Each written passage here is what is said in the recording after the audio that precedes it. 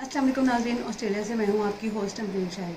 तो जी जनाब, नवाज शरीफ के आने से पहले जो मुस्लिम लीग नून ने लाहौर में 4 से 5 जलसे करने थे लोगों को मोबिलाइज़ करने के लिए, तो आज मरियम नवाज साहिबा ने लाहौर के अपने सारे जलसे जो हैं वो मनसूख कर दिए हैं और ये मौका अपनाया है कि जो आखिरी जलसा हुआ है लाहौर में वो बहुत ही ज़्यादा कामयाब हुआ है और उसमें बहुत ज़्यादा क्राउड था।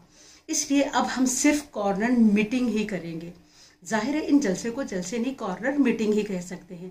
इससे लगता है कि मुस्लिम लीग नून जो है वो मैदान छोड़कर भाग गई है, क्योंकि उन्होंने बादामी बाग में भी एक जलसा करना था, अब वो नहीं कर रहे। गुलशन रावी में भी उन्होंने जलसा करना था। इसके अलावा ख्वाजा साद रफ़ीक के हल्के में और अंदरून लाहौर दूसरे हल्कों में भी उन्होंने जलसे करने थे। वो सब के सब उन्होंने मनसूख कर दिए हैं। ये नून लीग की शिकस्त नहीं तो और क्या है कि शादरा से शुरू होने वाली मुहिम ठोकर न्याज बेग के वलीमे वाले जलसे पर ख़त्म हो गई है। अब आप मुस्लिम लीग नून मॉडल टाउन में वर्कर्स कन्वेंशन ही किया करेगी।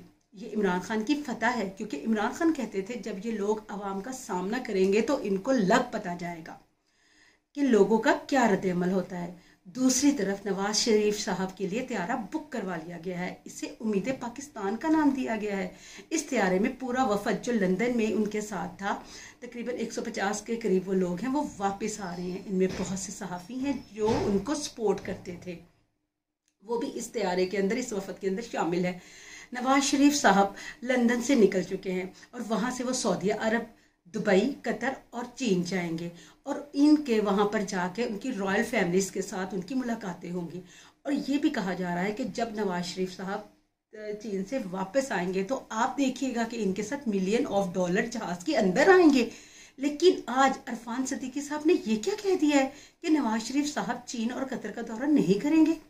इसका क्या मतलब हुआ कि इन ममालिक ने इन्हें सुर्ख रंग की झंडी दिखा दी है।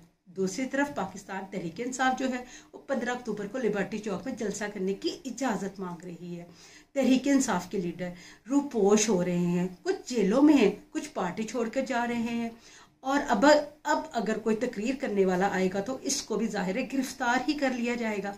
इन सब के बावजूद वो लोग इजाज़त मांग रहे हैं कि हमें इजाज़त दी जाए, हम अपना एक जलसा करना चाहते हैं।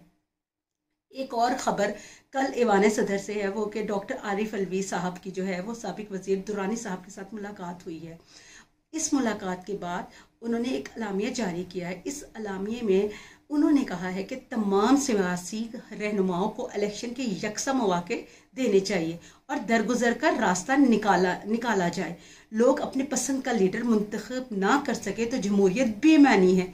इस एलामिया से बहुत सी बातें साफ तौर पे समझ आ गई है कि दरगुजर क्या किया जाए, यानी कि इमरान खान के बारे में, और लोगों को इलेक्शन के हवाले से जमहूरियत का हक हासिल है कि लोग अपना वोट डालने के लिए बाहर निकले और अपनी राय का इस्तेमाल करें। अपने पसंदीदा लीडर को मंतखब करना चाहिए उन्हें, कि वो चाहे नवाज शरीफ हो चाहे वो इमरान खान हो।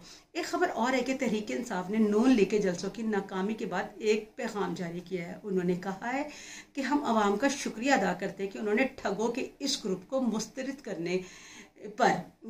कर दिया है, यानी कि इमरान खान का दिया हुआ शौर आवाम में बेदार हो गया है और लगता है कि तहरीक इंसाफ वापस मैदान में आती हुई नजर आ रही है।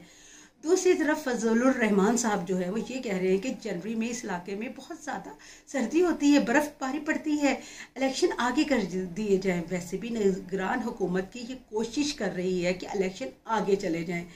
तो जी फजलुर रहमान साहब, अगर आपने कोई बहाना बनाना है तो कोई मुनासिब सा बहाना बनाए, मौसम का बहाना बनाना ये आपको ज़ेब नहीं देता। इसके साथ ही मुझे इजाज़त दीजिएगा। अल्लाह हाफ़िज़।